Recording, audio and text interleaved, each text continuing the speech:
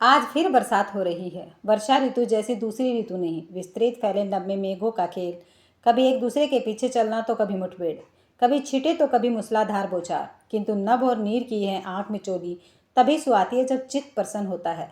मन चंगा तो कटौती में गंगा, और मन ही हताश निराश घायल हो तब वेदई ने कमरे की खिड़की की चिटकनी चढ़ाई और फिर बिस्तर पर पसर गई। उसकी दृष्टि में कितना बेरंग मौसम था, घुटा हुआ। पता नहीं मौसम की उदासी उसके दिल पर छाई थी या दिल की उदासी मौसम पर।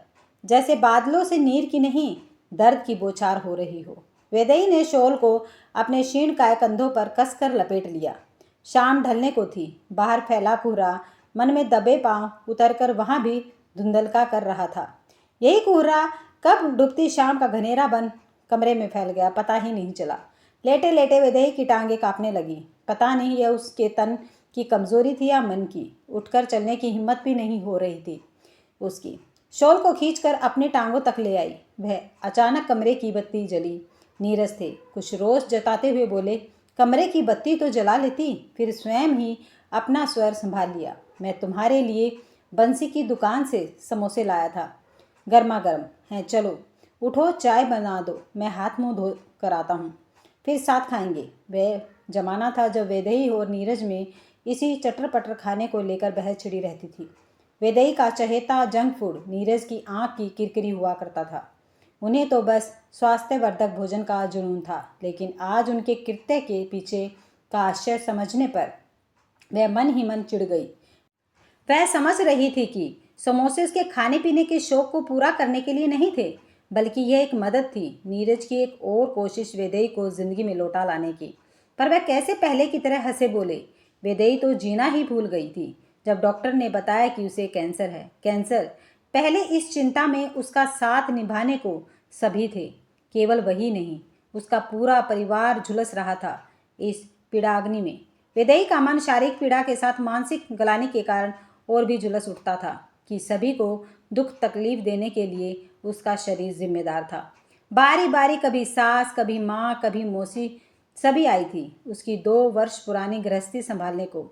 नीरज तो थे ही, लेकिन वही जानती थी कि सबसे नजरें मिलाना कितना कठिन होता है उसके लिए। हर दृष्टि में मत जाओ छोड़कर का भाव उगर होता तो क्या वह अपनी इच्छा से कर रही थी? सभी ज़रूरत से अधिक कोशिशें कर रहे थे। शायद कोई भी उसे खुश रखने का आखिरी मौका हाथ से खोना नहीं चाहता था। अब तक उसकी जिंदगी मलमल की चादर सी रही थी। हर कोई रसक करता और वह शान से इस मलमल की चादर को ओढ़े इठलाती फिरती। लेकिन पिछले 8 महीनों में इस मलमल की चादर में कैंसर का पैबंद लगा गया। इसकी खूबसूरती बिगड़ चुकी थी। अब इसे दूसरे तो क्या, स्वयं वेदई भी ओढ़ना नहीं चाहती थी। आजकल आईना उसे डराता था। हर बार उसकी अपनी छवि उसे एक झटका देती। धीरे धीरे सब ठीक हो जाएगा। देखो ना, तुम्हारे बाल फिर से आने लगे हैं। और आजकल तो इस तरह के छोटे कटे बाल लेटेस्ट फैशन भी है। क्या कहते हैं इस हेयर स्टाइल को? हाँ, याद आया, क्रॉप कट। आईने से नजरें चुराती विदेही को कनखियों से देख नीरज ने कहा, क्यों समझ जाते हैं नीरज उसके दिल की हर बात, हर डर, हर शंका क्यों करते हैं वे उससे इतना प्यार? आखिर 2 वर्ष ही तो बीते हैं इनके साथ में। वेदई के मन में जो बातें ठंडे छिटे जैसी लगनी चाहिए थी, वे भी शूल सरीखी चुपती थी। समोसे और चाय के बाद नीरज टीवी देखने लगे। वेदई को भी अपने साथ बैठा लिया। डॉक्टरों के पिछले परीक्षण ने यह सिद्ध कर दिया था कि अब वेदई इस बीमारी के चंगुल से मुक्त है। सभी ने राहत की सांस ली थी और फिर अपनी अपनी दिनचर्या में व्यस्त हो गए थे।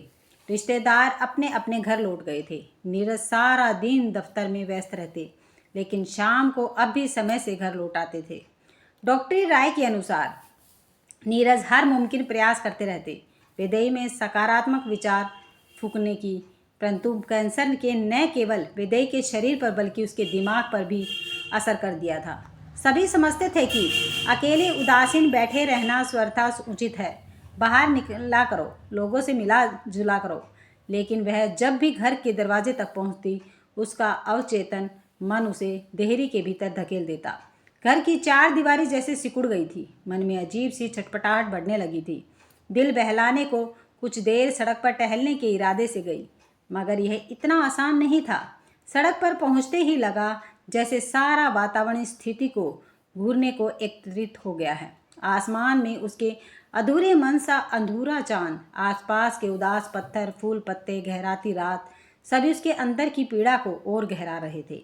इस अकेली ठंडी साध्य में वैदेही घर लौटकर बिस्तर पर निढाल होकर लेट गई। दिल कसमसा उठा। नैनों के पोरों से बहते अश्रुओं ने अब कान के पास के बाल भी गीले कर दिए थे। उसकी सूरत से उसकी मनोस्थिति को भाप कर नीरज बोले, वेदू, आगे की जिंदगी और देखो। अभी हमारी गृहस्थी नहीं है, उग रही है।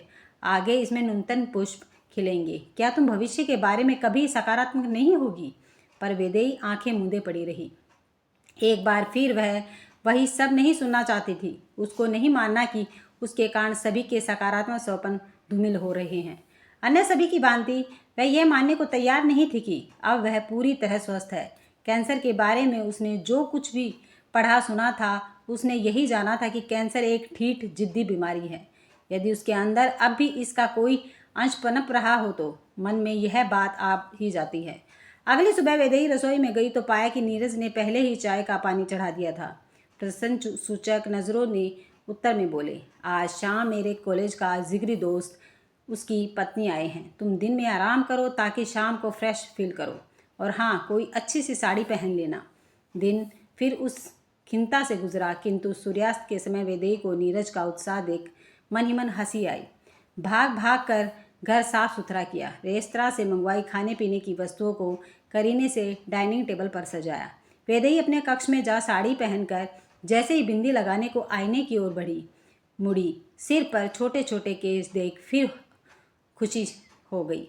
क्या फ़ायदा अच्छी साड़ी, इत्र या सजने का, जो शक्ल से ही वह तभी दरवाजे पर घंटी बजी के कारण उसे कक्ष से बाहर आना पड़ा। इनसे मिलो, ये है मेरा लंगोटिया यार सुमित, और ये है साक्षी भाभी। कहते हुए नीरज ने वैदेही का परिचय मेहमानों से करवाया। हल्की मुस्कान लिए वैदेही ने हाथ जोड़कर, किंतु उसकी उपेक्षा से पूरे साक्षी ने आगे बढ़ फौरन उसे गले से लगा लिया।